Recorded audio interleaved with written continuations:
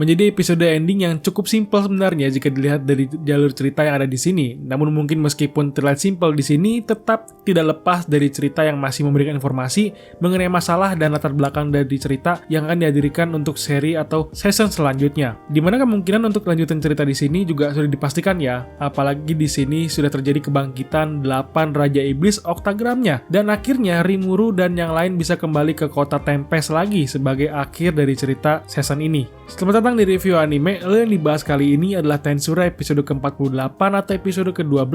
Lalu di episode ini bisa jadi sebuah episode yang cukup santai sebagai endingnya karena banyak ngomongnya aja nih dalam ceritanya. Dan ya, cerita mengenai si badut yang murka juga cuma sebentar doang. Tapi tetap aja, endingnya dibuat sebagai happy ending yang tidak kemana-mana seperti perkiraan saya di pembahasan video sebelumnya.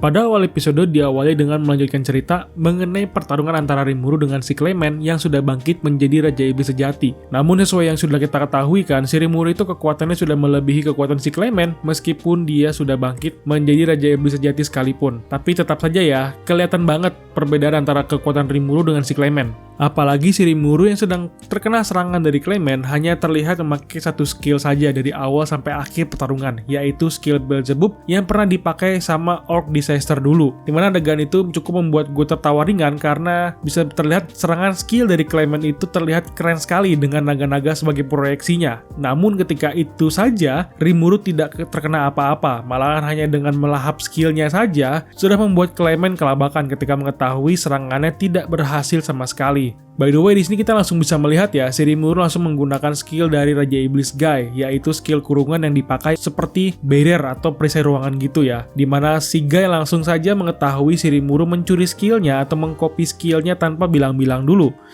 Selama pertarungan yang terjadi juga kita bisa melihat bahwa Rimuru langsung saja to the point dalam berbicara dengan Clement yang sedang dipukuli dengan tangan Rimuru yang baru pertama kali ini dipakai sama si Rimuru untuk bertarung jika kalian sadar. Karena selama ini kan ketika Rimuru itu bertarung itu jarang banget hand to hand combat. Seringan pakai pedang atau langsung sihir sekalian. Atau pakai tangan juga ketika bertarungnya menghindari musuh atau lagi mengelak lah kasarnya. Ketika Clement yang sudah hampir sekarat pun tidak bisa apa-apa lagi dikarenakan pelindung yang dipasang sama Rimuru membuat Clement ini kan tidak bisa kabur begitu saja. Dan disinilah sebenarnya ada sesuatu yang terjadi ketika Rimuru sudah muak ya kelihatannya dengan omongan Clement dan ingin membinasakannya sampai ke jiwa-jiwanya itu tidak bisa bangkit kembali.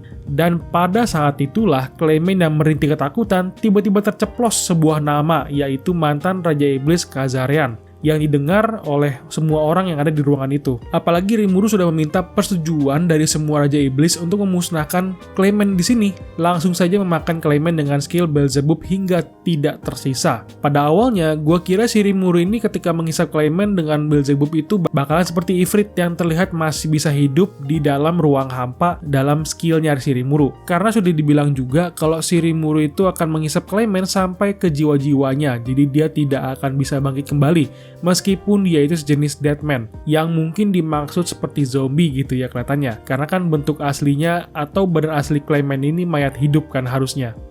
Setelah selesai dengan Clement, di sini kita bisa melihat perjamuan Walpurgis dilanjutkan dengan pengenalan Raja Iblis Valentine yang asli, di mana adegannya dimulai dengan perkataan tidak sopan dari anak buah Raja Iblis Luminous atau Valentine yang merendahkan Rimuru dan dilabrak sama Veldora dan dibantu juga sama si Milim, yang membuat penyamaran Raja Iblis Valentine itu terbongkar. Jadi di sini langsung saja si Rimuru juga menyadari bahwa benar dugaannya kalau si Mate itulah Raja Iblis yang asli atau yang sebenarnya jika terlihat dari aura yang kuat dari tubuh.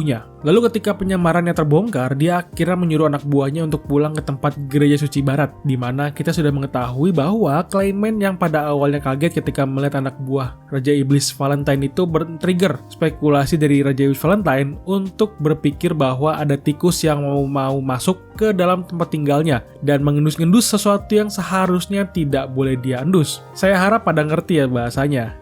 Dan ternyata beneran terjadi kan, seperti di ending yang sudah kita lihat di episode ini. Setelah itu ketika berbicara mengenai Raja Iblis Kazarian, ternyata Raja Iblis Leon adalah orang yang membunuhnya dan menggantikannya sebagai Raja Iblis, tapi sayangnya kan, si Raja Iblis Leon ini cuma mau status Raja Iblisnya aja, jadi dia tidak peduli dengan yang lainnya. Dan sayangnya juga, dia tidak peduli dengan si Kazarian ini mati atau hidup kan. karena si Leon sudah mencapai tujuannya sebagai Raja Iblis. Apalagi katanya serangan Leon itu langsung saja bisa menghancurkan raga dan jiwa musuhnya hingga tidak tersisa. Tapi tetap saja meskipun begitu, Rimuru itu harus tetap waspada dengan serangan dadakan yang bisa saja tiba-tiba datang karena dia juga sudah membunuh Clement kan di sini. Pasti membuat banyak pihak untuk membalaskan dendamnya kan dengan merencanakan rencana sesat lagi itu kan dari belakang.